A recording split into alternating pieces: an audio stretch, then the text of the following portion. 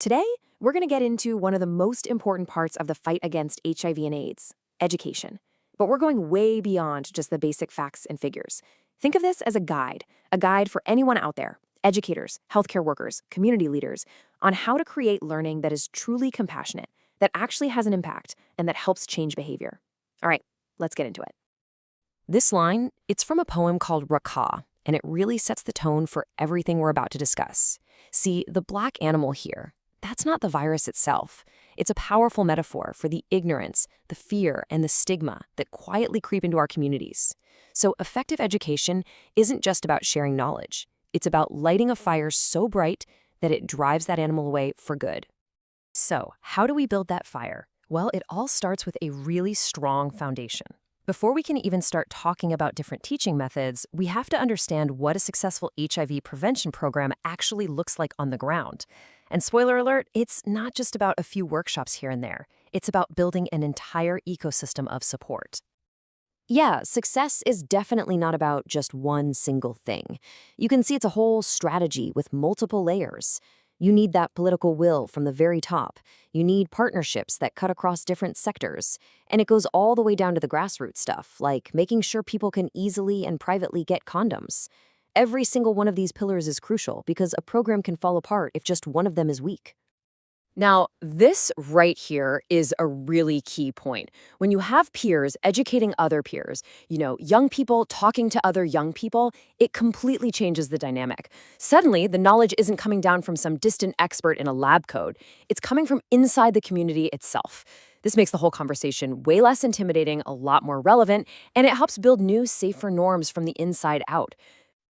All right, now we have to talk about the biggest challenge of all, the one thing that can sink even the best-funded, best-planned programs, stigma.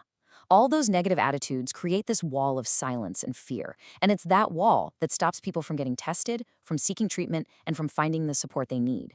So our job is to dismantle that wall, brick by brick. And the first brick in that wall, it's the stereotype. This is that mental shortcut, right? That rigid, lazy belief that all members of X group are like this. It's such a dangerous starting point for stigma because it leads to these harmful ideas like only certain kinds of people get HIV, which just lumps everyone together and completely ignores them as individuals. So you take that stereotype and then you add a negative feeling to it. Now you've got prejudice. This isn't just a thought anymore. It's an actual hostile attitude you feel towards someone just because they belong to a certain group. It's the fear or the anger that bubbles up, not because of who that person is, but because of the label you stuck on them. And finally, this is where it gets real. Discrimination. This is prejudice in action. It's when that negative attitude turns into negative behavior, like denying someone a job, kicking them out of their home, or giving them worse medical care. This is the tangible harm. This is where people lose everything. And honestly, this is how stigma kills. UNAIDS put it perfectly back in 2002. These things don't exist on their own. They feed each other in this awful, vicious circle. Stigma is used to justify discrimination. That discrimination violates someone's human rights, which then just reinforces the original stigma. It's a cycle that just keeps going and going. And as educators, it's our job to find a way to break it. And one of the most powerful ways to break that cycle is with our language. Just look at the difference here. Those people. It creates a divide, an us and them. But people living with HIV puts their humanity first. Saying someone caught AIDS almost sounds like it was a careless mistake, but saying he is HIV positive is just a clear medical fact.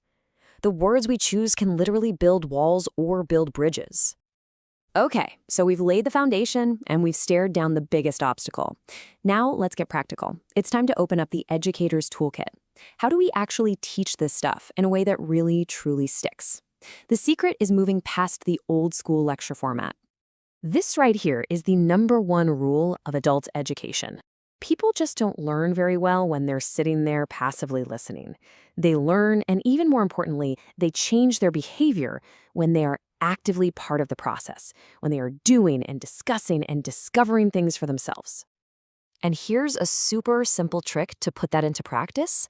Just reverse the lecture.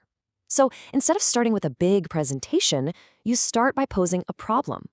You let the group brainstorm solutions based on their own lives and experiences. Then, after they share, you step in with a mini lecture that ties their ideas together with the key info. It shows you value their knowledge, which makes your information so much more powerful. And wow, this toolkit is just packed with options. It's not about just one method.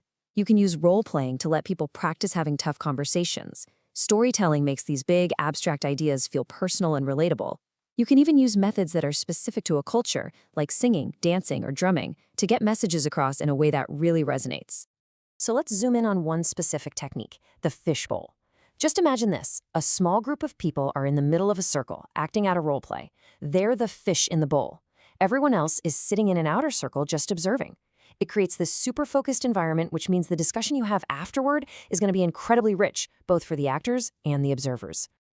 Now, having all these amazing methods is great, but honestly, they're only as good as the person leading the session. And that brings us to the art of facilitation. This is all about shifting your role, from being a teacher who just lectures to being a facilitator who guides the journey. So what really is the difference? Well, a teacher often sees themselves as the expert, the one who has all the knowledge to give out. A facilitator, on the other hand, sees the group as the expert on their own lives. The facilitator's job isn't to give answers, it's to create a process that helps unlock all of that wisdom that's already in the room. This definition really gets to the heart of it. A facilitator doesn't just pour information into people's heads like they're empty buckets. No. They create a safe, structured space where people can explore ideas, experiment, and ultimately discover the knowledge they already have inside them. And just notice how many of these skills are about holding back. Listen more than you talk. Don't do the group's work for them. A truly great facilitator knows when to step back. They know when to ask a good, probing question instead of just handing out an answer. Their job is to create this space where the group itself makes the big discoveries. Okay, we've covered the foundations, the challenges, the methods, and the skills. Now we get to the very heart of facilitation. To be truly great at this, a facilitator needs to live and breathe 5 core qualities. These are the cornerstones of all successful education. These 5 are absolutely non-negotiable. First up is empathy, the ability to genuinely try to see the world from someone else's perspective. Next, respect, valuing every single person's experience as valid and worthy. Then you have genuineness, being yourself, being authentic. People can spot a fake a mile away, and real trust is built on honesty. Fourth is concreteness, being crystal clear in how you communicate. And finally, diversity sensitivity, truly recognizing and honoring that every person comes from a unique cultural world. Without these, even the fanciest techniques are going to fall flat. So we're going to end with this question, and it's not for me to answer, it's for you. Now that you have these principles, from building strong programs to mastering the art of facilitation, just think about your own community, your own workplace. How will you take these ideas and create that safe, supportive, and empowering environment where real learning and real growth can finally happen?